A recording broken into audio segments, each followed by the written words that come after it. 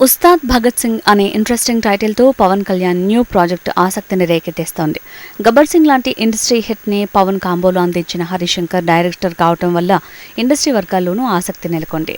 అయితే గతంలో భవదీయుడు భగత్ సింగ్ అనే టైటిల్తో పవన్ కళ్యాణ్ హరిశంకర్ కాంబో అనౌన్స్ అయింది. అందాల భామ పూజా హెగ్డేని హీరోయిన్గా ప్రకటించారు.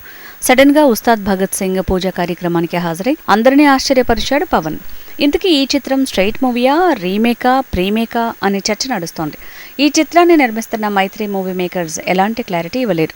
తొలుత థేరీ అనే తమిళ చిత్రాన్ని రీమేక్ చేయాలనుకున్నారు. ఆ తర్వాత వద్దనుకున్నారు.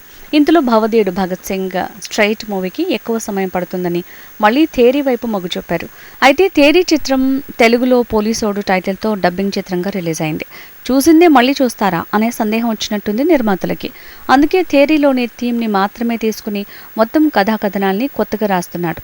అందుకోసం రైటర్ కమ్ డైరెక్టర్ సంతోషం ఫేమ్ దశరథ్ని రంగంలోకి దింపారు. ఉస్తాద్ భగత్ సింగ్ ప్రీమేక్ అని ఇటీవల హింట్ ఇచ్చాడు దశరథ్.